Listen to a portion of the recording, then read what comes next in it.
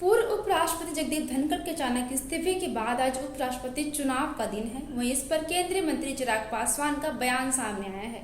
उन्होंने कहा कि एनडीए पूरी मजबूती से एकजुटता के साथ मौजूदा उपराष्ट्रपति पद के उम्मीदवार सीपी राधाकृष्णन के साथ खड़ा है। कई ऐसे और भी विपक्ष के साथी हैं जिन्होंने अपना विश्वास एनडीए के उम्मीदवार के पक्ष में दिया है। अगर वो अंतरात्मा की आवाज सुनेंगे तो बहुत बड़े अंतर के साथ सीपी राधाकृष्णन देश के उपराष्ट्रपति बनेंगे।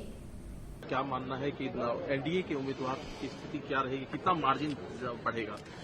देखिए, इसमें तो कहीं कोई शंका है ही नहीं उनकी जीत को लेकर। एनडीए पूरी मजबूती से एकजुटता के साथ मौजूदा उपराष्ट्रपति पद के उम्मीदवार और एनडीए के प्रत्याशी सीपी राधाकृष्णन जी के साथ मजबूती के साथ हम लोग खड़े हैं।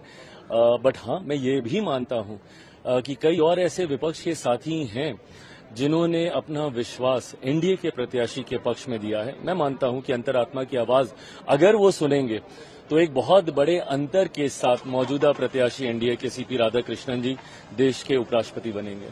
सर, इस चुनाव के बाद बड़ा चुनाव बिहार का है, 2 महीने के अंदर ही वो भी चुनाव होना है। क्या एनडीए वहां पर पूरी तरह से इंटैक्ट है और मजबूत है? पूरी मजबूती के साथ, एकजुटता के साथ एनडीए आगामी बिहार चुनाव के लिए तैयारी कर रही है। हमारे राज्य इकाई को अगर आप देखें तो पांचों दल के हमारे प्रदेश अध्यक्ष, पांचों दल के हमारे नेता एक साथ हम लोग चुनाव प्रचार में उतर चुके हैं और मैं मानता हूं कि इस बार ऑल टाइम हाई के साथ हम लोग बिहार में सरकार बनाएंगे। सर, कब तक सीटों का बंटवारा होने की संभावना है? जल्द हो जाएगा। मुझे लगता है उपराष्ट्रपति जी के चुनाव को लेकर थोड़ी सी व्यस्तताएं थी, पर आज ये भी चुनाव संपन्न हो जाएगा और इसके बाद अब इसी ओर ध्यान केंद्रित होगा कि जल्द सीटों का बंटवारा और चयन हो जाए।